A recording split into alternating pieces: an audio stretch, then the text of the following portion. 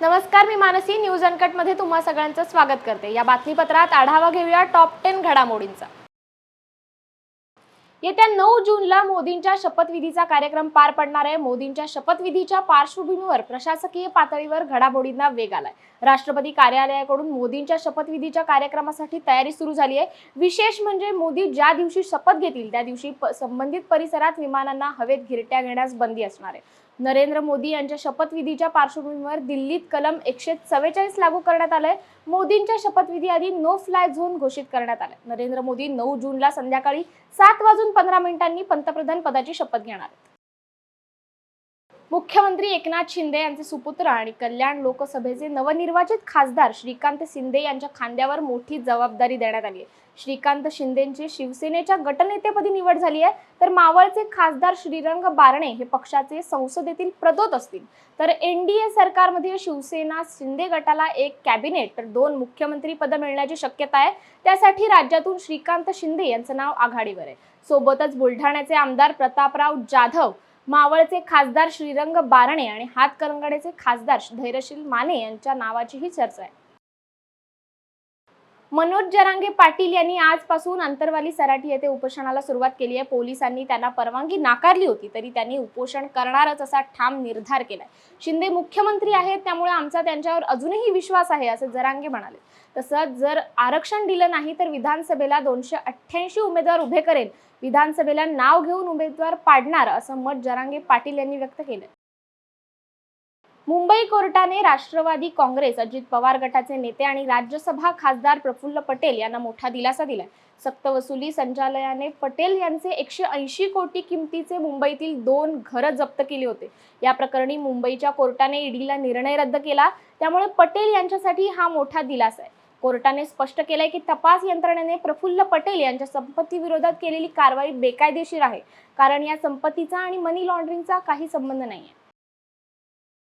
Ramoji film सिटीचे संस्थापक रामोजी राव यांचे आज पहाटे निधन झाले। शनिवारी पहाटे 4:50 वयाच्या 87व्या वर्षी त्यांची प्राणज्योत मालवली। रामोजी राव यांच्या निधनानंतर सर्व स्तरातून शोक व्यक्त केला जातोय। रामोजी राव यांच्या निधनानंतर नरेंद्र मोदींनी शोक व्यक्त केलाय। नरेंद्र मोदी यांनी ट्विट करत लिहिले की मी स्वतःला भाग्यवान समजतो की रामोजी राव यांच्याशी चर्चा करण्याची संधी मला मिळाली। त्यांच्या निधनाचं वृत्त क्लेशदायक आहे। त्यांच्या कुटुंबाला या दुःखातून सावरण्याची शक्ती मिळो, या आशयाची पोस्ट नरेंद्र मोदींनी केली।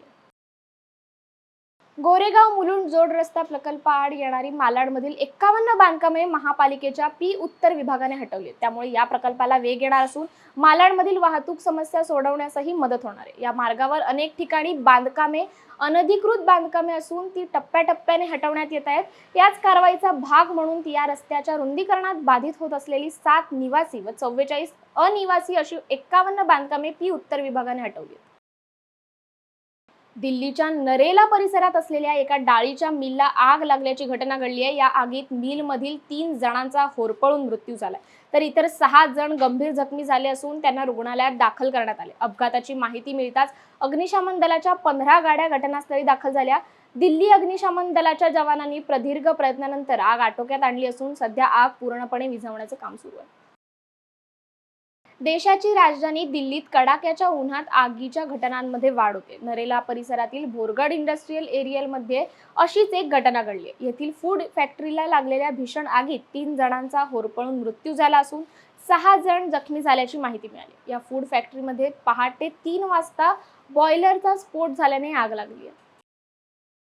गोंदिया जिल्ह्यात काल रात्री अनेक ठिकाणी वादळी वाऱ्यासह तसेच विजांच्या कडकडाटासह जोरदार पाऊस बरसला। हा पाऊस 2 ते 3 तास आल्याने अनेक ठिकाणी झाडं कोसळली, तर विजेचा पुरवठाही काही काळ खंडित करण्यात आला। मात्र आलेल्या या पावसामुळे नागरिकांना होत असलेल्या उकाड्यापासून काहीसा दिलासा मिळाल्याचं पाहायला मिळत आहे। छत्रपती संभाजीनगरमधील प्रसिद्ध असलेल्या तसेच लाखो शिवभक्तांचे श्रद्धास्थान असलेल्या मुर्डेश्वर येथे ओंकारगिरी महाराज यांच्या कृपाशीर्वादाने ब्रह्मलीन बालयोगी काशीगिरी महाराज यांच्या 6व्या पुण्यतिथीनिमित्त विविध धार्मिक कार्यक्रमांचे आयोजन करण्यात आले आहे।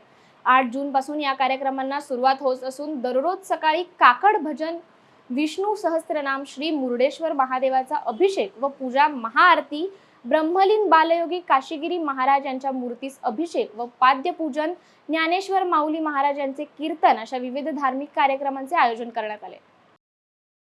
वेळ झाली आहे टॉप 10 मध्ये इथेच थांबायची. तोपर्यंत पाहत राहा न्यूज अनकट.